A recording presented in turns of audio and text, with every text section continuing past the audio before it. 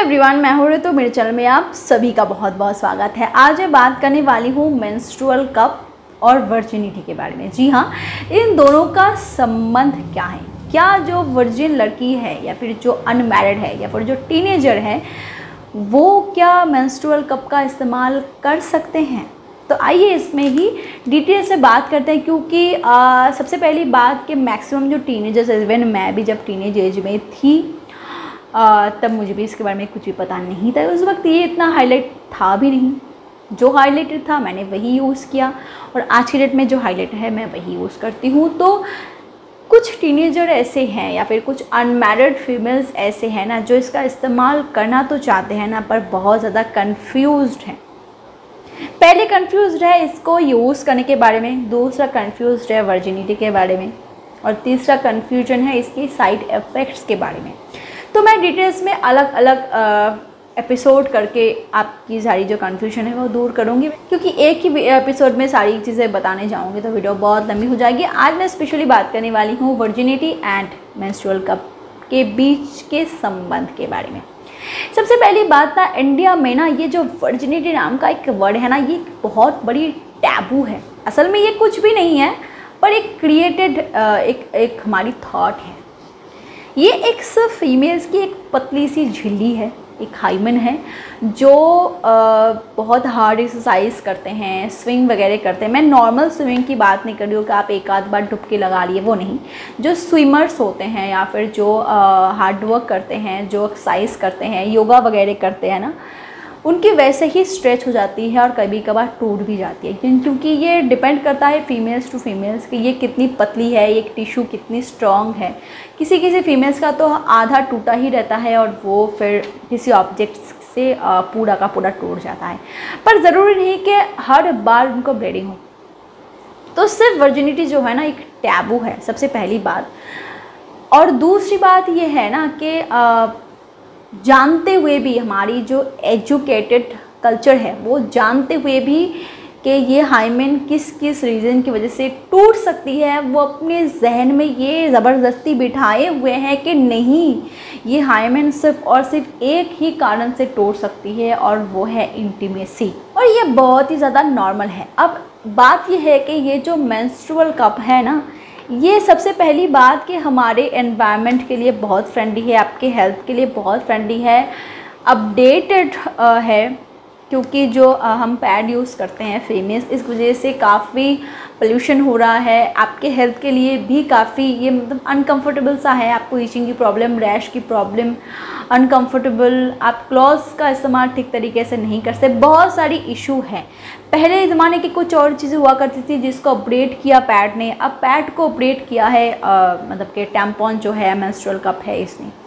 तो अगर आप आज के जनरेशन की फीमेल्स हो, आप इस अपडेट को क्यों नहीं एक्सेप्ट करेंगे? सिर्फ और सिर्फ इसी वजह से कि आज से 10 साल बाद जब आपकी शादी होगी तो आपको अपने पार्टनर के सामने अपनी वर्जिनिटी टेस्ट देनी है।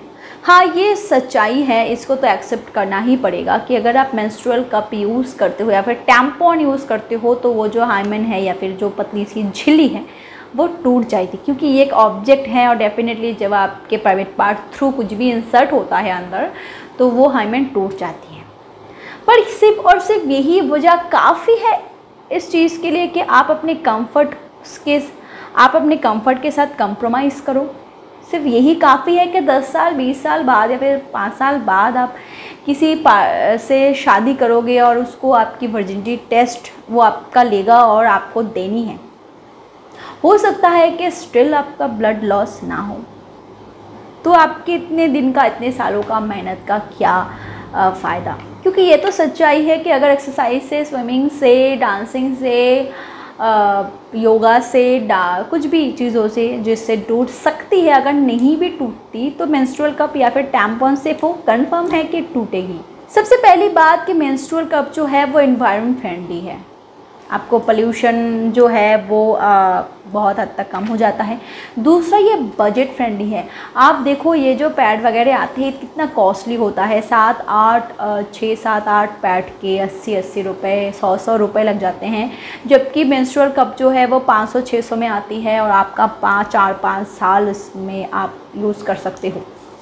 रीयूज़ कर सकते हो। तो आप खुद सोच सकते हो कि ये कितना बजट फ्रेंडली है आपके लिए। और ये आपके लिए हेल्थ फ्रेंडली भी है, क्योंकि इससे आपको ना तो रैश की प्रॉब्लम होगी, ना आपको इचिंग की प्रॉब्लम होगी, ना आपको डिस्कम्फर्ट होगी, क्लॉथ्स पहनने में कोई भी प्रॉब्लम नहीं।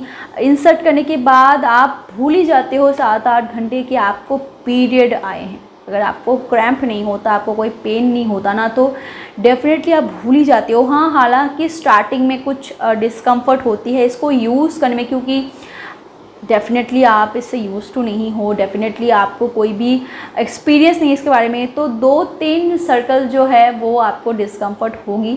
फिर जब यूज़ टू हो जाओगे ना, तो आपको इससे बेहतर ऑप्शन आज के डेट पे मिलेगा ही नहीं। क्योंकि भाग दौड़ की ज़िंदगी में जब हम हर बात पे कंफर्ट ढूंढते हैं, तो अपने हेल्थ के लिए क्यों नहीं। और मेरी सहेलियों या फिर मेरी बहनों, जिसके सामने तुम वर्जिनिटी टेस्ट देने के बारे में सोच रहे हो, क्या तुम्हें इतना कंफर्म, मतलब क्या तुम इतना कंफर्म कर सकते हो, इतना कंफर्मेशन दे सकते हो खुद को कि वो भी वर्जिन होगा?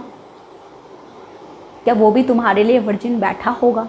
इतना तुम कंफर्मेशन दे सकते हो खुद को? मुझे नहीं, खुद को दे सकते हो। तो फिर इतनी सालों तक सिर्फ एक पर्सन के लिए, क्योंकि मुझे ऐसा फील होता है कि शादी के लिए ट्रस्ट बहुत ज़रूरी है। और रही बात लॉजिकल की, तो वर्जिनिटी तब ही लूज़ होती है स्पिरिचुअली जब आप किसी पर्सन के साथ इंटीमेट होते हो।